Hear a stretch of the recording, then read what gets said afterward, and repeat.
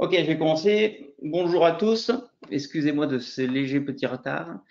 Et bienvenue dans ce webinaire consacré à la solution Part Supply sur le cloud et donc au catalogue de fournisseurs standards de composants dont vous avez certainement besoin en ligne et qui vous permettra, on va le voir, à vous, start-up, TPE, PME, dans toutes les industries, automobiles, aéro, biens d'équipement, high-tech, de rechercher, d'affiner, de trouver les composants qui vous concernent, de les télécharger, d'avoir toutes les informations associées et même, pourquoi pas, de rejoindre la communauté des fournisseurs de contenu. Tout cela pour faciliter le reuse, la standardisation autour du composant 3D. Je me présente, je suis Gilles Poirier, consultant chez Kionis, en charge de présenter et implémenter les solutions collaboratives de Dassault Systèmes chez nos clients et plus particulièrement TPE, PME en France, au Benelux. J'ai le plaisir d'être assisté aujourd'hui pour ce webinaire de Philippe Boulet de Dassault Systèmes. Alors, je crois que Philippe nous a rejoint. Oui, Philippe nous a besoin. Je vais te laisser, Philippe, en deux mots, si tu peux te présenter. Oui, merci Gilles, tout à fait. Donc, je suis en charge des partenaires pour le brand qu'on appelle NetVibes au niveau worldwide. Donc, merci Gilles et merci à Keonis Zenith de m'avoir invité. Et je répondrai à vos questions avec plaisir si Gilles, tu le souhaites à la fin de ta présentation. Oui, on y reviendra. Donc là, je vais présenter la solution. Ça va me prendre une trentaine de minutes. Et à la fin, j'ouvrirai les micros de tout le monde, de tous les participants. Donc, n'hésitez pas, alors soit au cours du webinaire, si vous avez une question, de la poser sur la section questions par chat sur le webinaire, soit à la fin, oralement, il n'y a pas de souci, de partager vos questions. Et Philippe sera un plaisir de vous répondre sur les différents sujets. D'accord? Alors, avant de commencer, un petit rappel, nous organisons toutes les semaines chez Keonis des webinaires sur des thématiques PLM, sur des rôles, sur des métiers concernant le design, la simulation, le manufacturing, qui sont en général donc les mardis de 11h à midi ou comme aujourd'hui, les jeudis sur la même plage horaire. L'ensemble de nos webinaires sont mis en ligne sur notre site Keonis pour vous permettre de les revisualiser, de les partager avec vos collègues. Ce webinaire sera donc en ligne dans l'après-midi. N'hésitez pas donc à naviguer sur notre communauté 3D Experience Cloud où vous retrouvez toutes les informations, les livres blancs sur le cloud ou toutes les informations sur les différents webinaires qui sont toutes les semaines sur des sujets divers et variés qui peuvent vous intéresser. Donc aujourd'hui, l'objectif est de vous présenter l'offre Dassault Systèmes Part Supply. Donc, Part Supply, c'est un écosystème mondial de fournisseurs de composants multi-industries et qui vous permettra, j'en suis sûr, enfin j'espère bien, de rationaliser les processus de collaboration, d'innovation et d'optimiser votre standardisation.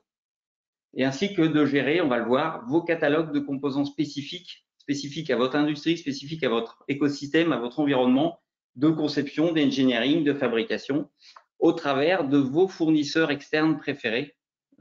On va y revenir durant tout ce webinaire. Donc l'agenda de ce webinaire, premier point, pourquoi Part Supply et en quoi la solution cloud proposée peut répondre à des axes d'amélioration, à des challenges de votre entreprise concernant la standardisation. Ensuite, on présentera de façon plus détaillée l'offre Part Supply Community et l'offre Part Supply Enterprise. Concrètement, pour l'illustrer, vous verrez que la solution est relativement simple, accessible pour tous, que ce soit en environnement de design CATIA V5 ou SolidWorks, ou via un navigateur web. Donc, une partie démonstration dans laquelle je vais illustrer plusieurs façons d'utiliser Part Supply dans plusieurs environnements différents. On y reviendra. Et enfin, on finira par une synthèse sur les bénéfices et les points clés à retenir avant une séance, j'espère bien réserver une vingtaine de minutes, et j'espère que vous aurez plein de questions-réponses sur ce sujet. Encore une fois, n'hésitez pas au cours du webinaire, je vais scruter régulièrement la section questions. Il faut que ça soit interactif à la fin, de poser vos questions et puis on y répondra avec Philippe. D'accord? Vous me prévenez si le son est moins bon ou s'il y a un souci, n'hésitez pas.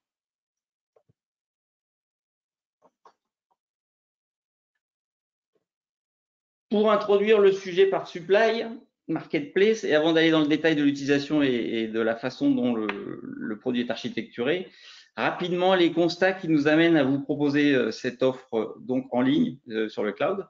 Donc dans le développement de vos nouveaux produits, il s'avère en général qu'une part non négligeable de pièces existe déjà en interne ou sont déjà des pièces proposées par des fournisseurs externes, des pièces standards.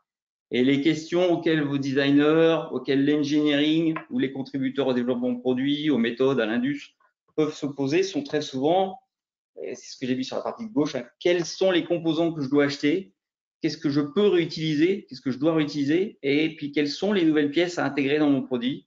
Donc Part Supply a donc pour objectif de vous aider à optimiser le reuse, à rechercher de façon simple des composants externes 3D, d'avoir toutes les informations relatives à ces composants, et donc à retrouver les composants standards adaptés du marché, validés, et qui vont vous permettre de vous concentrer sur la partie produit, sur la partie innovation produit, et sur les nouveaux composants. Donc une valeur d'accélération de la mise à disposition des produits sur le marché. D'accord. Sur l'offre Part Supply en elle-même, donc Part Supply Community, on va le voir juste après, c'est un service gratuit, accessible à tous, aussi bien via un simple browser Internet qu'au travers de CATIA V5 ou de SolidWorks. On vous le montrera aussi dans cette présentation. Et Part Supply donc Community vous propose, on va le voir, plus de 50 millions de composants provenant de plus de 1100 fournisseurs. Donc, c'est remis à jour régulièrement, toutes les semaines. Enfin, moi, je le vois pour y accéder, le nombre de composants augmente constamment, le nombre de fournisseurs aussi. Et j'insiste, c'est quelque chose, Part Supply Community, qui est complètement gratuit. Avec une possibilité, pourquoi pas, de publier vos pièces, donc de participer aux fournisseurs de composants proposés par Dassault Systèmes. On top, au-dessus de tout ça, de cette marketplace, on va proposer Part Supply Enterprise, qui va vous permettre de créer vos propres catalogues entreprises étendus, vos catalogues préférés, on va appeler ça comme ça, internes ou externes, et donc d'affiner la recherche des composants pour vos utilisateurs en fonction de votre métier, en fonction de votre industrie, pour pouvoir faire du reuse adapté à vos produits, et donc de la même façon de pouvoir y intégrer vos catalogues entreprises existants, parce que pour certains, j'imagine bien que vous avez déjà des catalogues de pièces standards. Donc, c'est ce qu'on va appeler la partie in-house de composants qui existent déjà chez vous et que vous utilisez.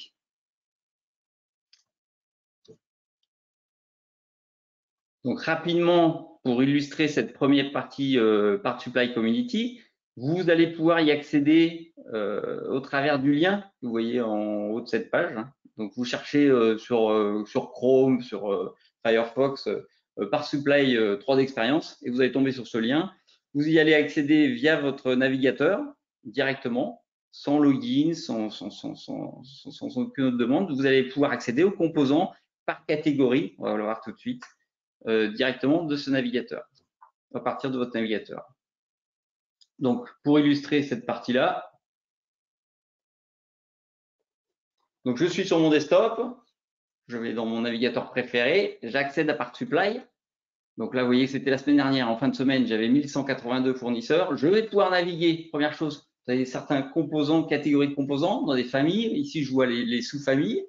J'ai besoin pour, par exemple, je suis concepteur d'un drone, d'un moteur à courant continu. Je sélectionne la famille qui m'intéresse.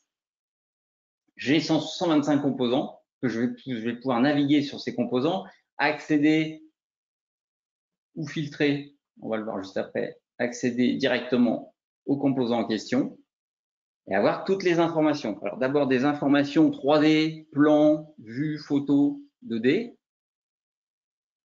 Accéder au player qui va me permettre de visualiser, d'avoir un peu la géométrie et de pouvoir faire des sections sur le composant. Accéder aux configurations, aux composants similaires et aux informations engineering et pour les achats à pro. Donc, on a déjà un certain nombre d'informations avec des sections. Là, je vais accéder directement aux informations engineering avec la possibilité, si le fournisseur l'a proposé, d'accéder directement au datasheet du composant. Donc, toutes aux spécifications techniques associées à ce composant. De la même façon, pour les achats, les informations intéressantes sur le provider, sur l'entreprise qui fournit ces différents composants.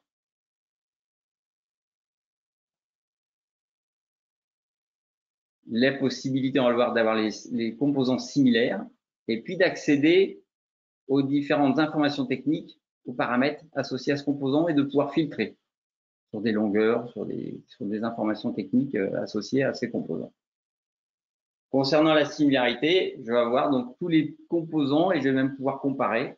On va le voir juste après. Donc, les composants similaires à mon composant sélectionné et de pouvoir facilement sélectionner certains de ces composants et accéder à la comparaison par similarité de forme, de section et un certain nombre d'informations associées et de pouvoir choisir en fonction de ça mes composants préférés. De la même façon, je peux accéder au catalogue des fournisseurs de composants de cette façon. Par exemple, là, j'ai besoin d'aller voir sur le catalogue NorLM et d'accéder pour un fournisseur à l'ensemble des composants associés. Toujours avec les mêmes informations. Donc là, on voit un 2D, on voit une vue, le viewer 3D. En vrai, je manipule facilement ce composant. Avec toutes ces configurations, toujours la partie similarité et les informations, le datasheet associé fourni par NorLM, que je vais pouvoir télécharger éventuellement, on le verra juste après, hein, et enregistrer. Et puis télécharger le composant en me connectant. Alors encore une fois, je vais créer mon utilisateur, mon mot de passe. Tout ça, c'est gratuit. On va rien vous demander, pas de carte bleue. Et puis avec cet utilisateur d'Assosystem, de pouvoir accéder au téléchargement CATIA V5, SolidWorks ou STEP de ce composant. Donc là, je vais télécharger, puisque je suis nommé ce composant directement à partir du cloud, récupérer le composant et l'ouvrir, par exemple, c'est un composant CATIA dans ce cas-là, l'ouvrir dans mon outil CATIA favori. Donc voilà pour la partie très rapidement Part Supply Community, encore une fois complètement gratuite. Vous pourrez tester juste après ce webinaire et accéder directement et naviguer pour avoir une vue un peu plus précise sur les fournisseurs qui vous intéressent et sur les composants éventuels qui seraient intéressants par rapport à vos designs, par rapport à vos produits. Au-dessus de ce premier niveau proposé en free, on va accessible par tous. On va parler donc de Part Supply Entreprise. C'est un peu un intermédiaire entre la communauté Marketplace, Part Supply, et votre entreprise étendue pour la sélection de vos fournisseurs préférés et l'intégration potentielle de vos composants existants, entreprise.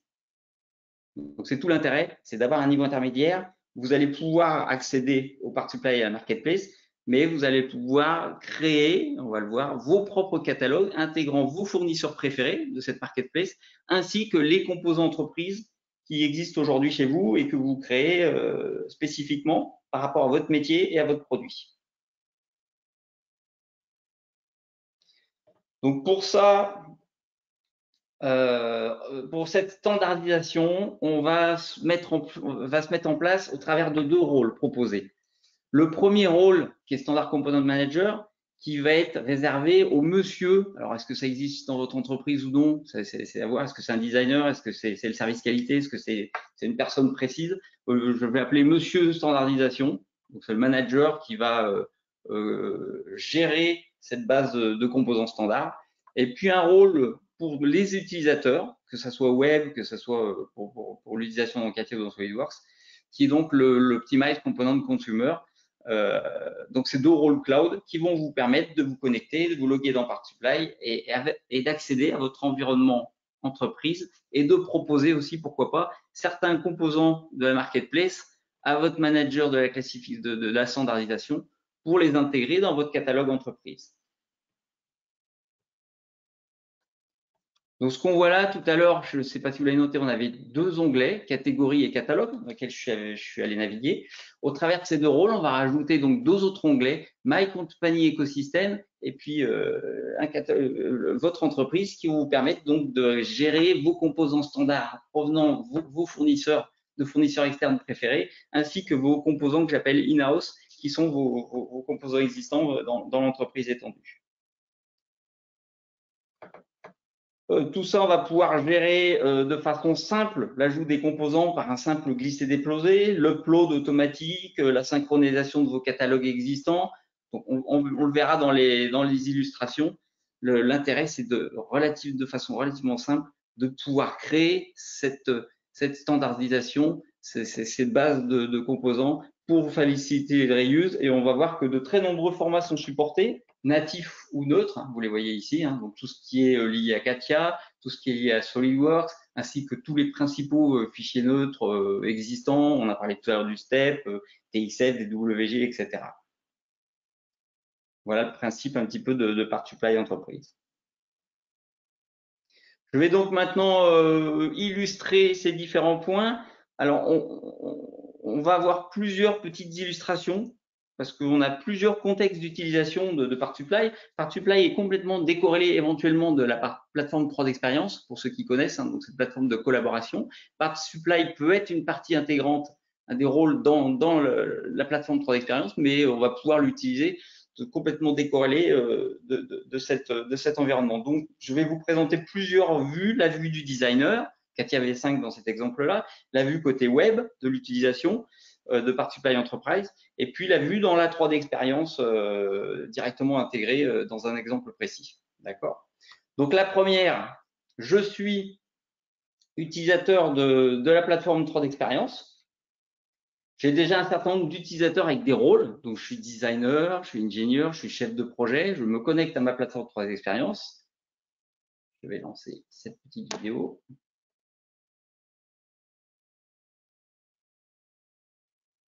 Voilà, donc je me connecte à la 3D expérience. Dans cet exemple, je suis dans l'industrie high-tech. Donc là, pour ceux qui connaissent, on est dans la 3D expérience. J'ai un certain nombre donc, de ce qu'on appelle des widgets d'environnement métier. Je suis dans l'industrie high-tech, je participe à un workflow qui a été initié, par exemple, par un chef de projet qui va proposer l'introduction d'un nouveau composant et le proposer à l'engineering. Donc, c'est ce qu'on voit ici, ce composant a une référence.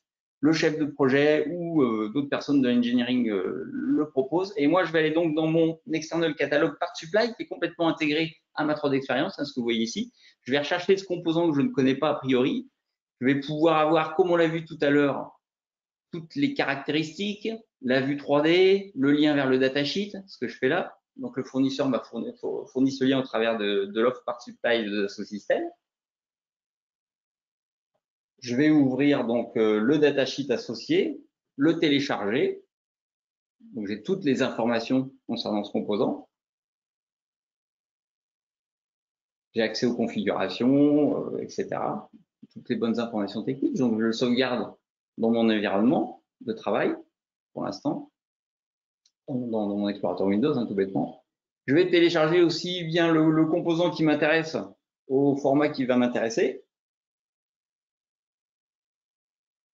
Et puis maintenant, vu que je suis dans la 3D expérience, je vais créer ma nomenclature pour la proposer dans mon workflow. Donc là, je suis vraiment dans l'application qui me permet de gérer la nomenclature d'un produit. Donc, je vais créer ce composant physiquement dans la 3D expérience auquel je pourrais associer plus tard de la CAO. Et je vais y associer les informations techniques que j'ai pu télécharger par Supply. Donc, en spécification de mon article que je viens de créer, je vais y associer le datasheet et puis le STEP ou le Katia V5 ou le SolidWorks associé.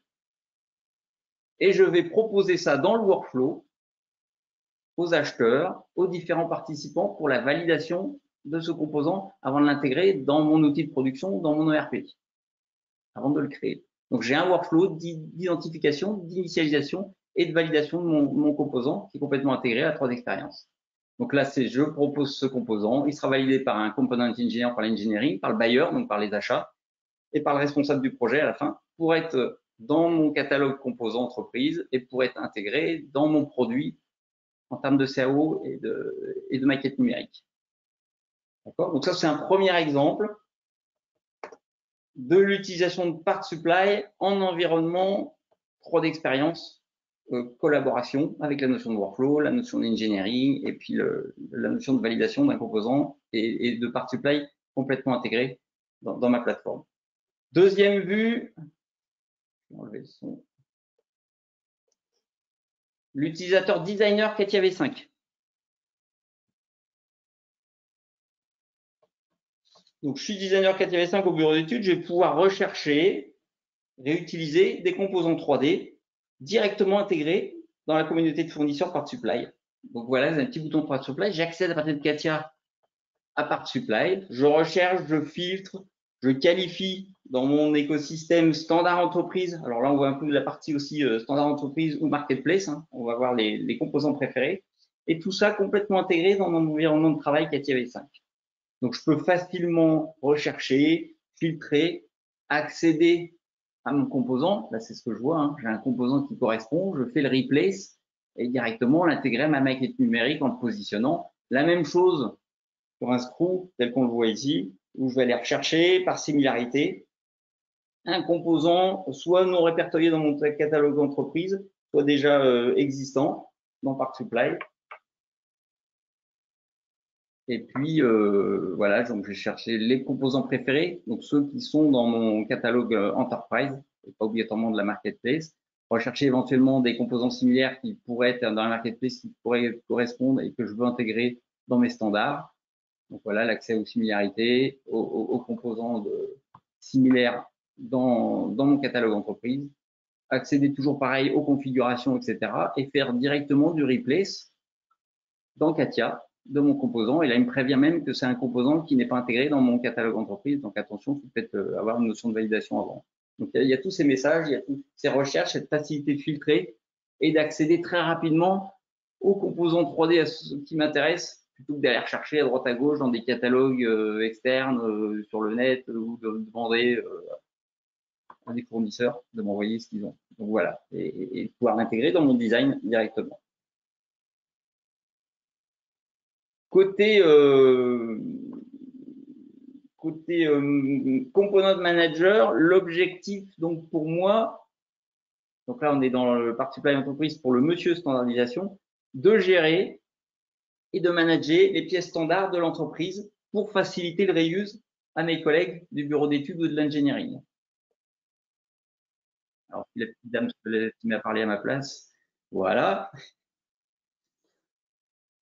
Donc, je vais pouvoir aussi rechercher, je sélectionne, je vais pouvoir sélectionner mes fournisseurs préférés dans la marketplace par recherche, par filtrage, de la même façon. Visualiser, toujours pareil, hein, les 3D, les spécifications techniques, le drawing associé. Je vais pouvoir choisir aussi les configurations qui peuvent m'intéresser par rapport à mon produit et pas récupérer toutes les configurations de la marketplace parce que c'est peut-être pas quelque chose qui m'intéresse dans mon catalogue d'entreprise. Donc, je vais vraiment sélectionner et publier ce qui va m'intéresser de la marketplace. Et du coup, mes utilisateurs, par exemple, dans cet exemple-là, j'ai du CATIA V5, mais j'ai aussi du SolidWorks, vont pouvoir pointer sur ce catalogue entreprise plutôt que la marketplace et aller sélectionner le bon composant à la bonne configuration. Toujours par le choix, là, la recherche par CWTAG qui va me permettre par filtre, par attribut, là notamment ces attributs, c'est mes composants préférés de l'entreprise. Et tout l'intérêt, on va le voir, je crois, c'est que je peux aussi, sur ces composants, y ajouter mes propres informations d'entreprise. Donc, par exemple, le part number de ce composant dans mon ERP, parce qu'il est peut-être pas exactement, c'est pas la même référence que le composant proposé par le fournisseur, même si c'est ce composant-là, je vais pouvoir y ajouter des références internes et les publier. Voilà pour ces illustrations. J'espère que ça vous paraît clair et simple. On va le voir hein, par les sessions de questions-réponses juste après. Je vais finir cette présentation. Quels sont les bénéfices et les points clés à retenir? Donc, si je parle des bénéfices, bien sûr, je l'ai dit depuis le début, mais je pense que c'est important, c'est d'aller vers le reuse et la standardisation des pièces de l'entreprise étendue. Donc, des fournisseurs qui vous intéressent, qui sont liés à votre métier et avec lesquels déjà vous travaillez, d'avoir toutes ces notions en ligne de composants. L'intérêt aussi, c'est d'affiner les choix de vos pièces standards référencées. Donc, la marketplace propose énormément, on a vu plus de 50 millions de pièces standards. L'objectif va être d'affiner, je l'ai montré très rapidement, d'avoir les composants qui vous intéressent, aux configurations qui vous intéressent et de proposer ces composants en reuse à l'ensemble de vos utilisateurs, engineering, design et des populations, des personnes des achats. D'innover en étant ouvert aux standards proposés du marché et en minimisant bien sûr le temps de recherche, de sélection, de test, de composants du marché. Et puis de faciliter, c'est un point important, et optimiser les liens. Donc c'est l'objectif de la plateforme 3Experience sur la collaboration. Mais là, sur la standardisation, pouvoir faciliter, optimiser les liens engineering, achat et supplier. Et donc les points clés à retenir, c'est une solution cloud. Donc, rien à faire. Vous avez le lien que je vous ai fourni au début de cette présentation. C'est très facile à accéder. C'est facile à déployer puisqu'il n'y a pas grand-chose à faire. Et puis, c'est accessible de n'importe quel browser, de n'importe quel device, hein, un laptop, une tablette, un iPhone, un téléphone portable, voilà, n'importe quel device, de pouvoir rechercher, d'accéder à PartSupply, à la communauté et de pouvoir y accéder relativement facilement. C'est une solution intégrée, vous l'avez vu, avec vos outils entreprise. Donc, je parle des outils design, CATIA V5, SolidWorks, 3D'Experience peut-être. C'est accessible aussi bien en 3D'Experience on-premise, on-cloud, et aussi bien aussi sur si vous êtes en Windows File System. D'accord. C'est un outil facilitant la collaboration, on en a parlé, pour améliorer la standardisation, la collaboration entre l'engineering, le sourcing, les achats, le design, pour tout ce qui est composants standards. Et bien sûr, le mot-clé, faciliter le reuse et l'IP entreprise. Ce sont de plus en plus des actes d'amélioration pour le time to market, pour la facilité de travail, pour l'engineering, les actes d'amélioration pour la qualité et pour augmenter le focus de l'innovation sur les différents projets. D'accord. J'en ai terminé, c'était assez rapide, vous voyez, ça fait tout juste 30 minutes. Ce qui serait bien, c'est qu'on puisse partager si vous avez des questions, parce que c'est vrai que j'ai survolé, j'ai été relativement rapide. Ce que je peux faire, c'est ouvrir. Alors, soit vous posez vos questions dans le chat, et pour l'instant, je n'en vois pas. N'hésitez pas, ou sinon, je peux ouvrir les micros de tous les participants. Et n'hésitez pas, profitez de la présence de Philippe. Et puis, on peut compléter si vous avez des questions. Voilà, j'ouvre le micro de tout le monde. Hein. Vous avez la main, vous pouvez activer votre micro. Si vous avez des questions, n'hésitez pas. On est complètement disponible là sur un bon quart d'heure, 20 minutes pour vous répondre. S'il y a un point qui n'a pas été clair, si vous voulez plus de précision sur la PartSupply Community, vas-y. On est disponible, ne soyez pas timide, n'hésitez pas à poser des questions un peu difficiles, on se fera un plaisir de vous répondre.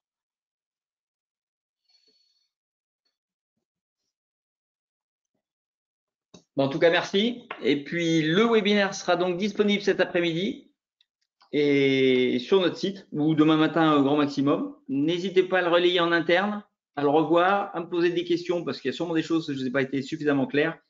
Et puis, en tout cas, je vous remercie de votre participation parce que je sais que vous êtes relativement demandé. Vous recevez plein de mails pour des webinaires à droite à gauche. Donc, c'est important de pouvoir vous partager ces informations sur un temps minimum, une trentaine de minutes. Et je vous en remercie bien. Merci, à très bientôt. Bonne journée. Au revoir. Au revoir.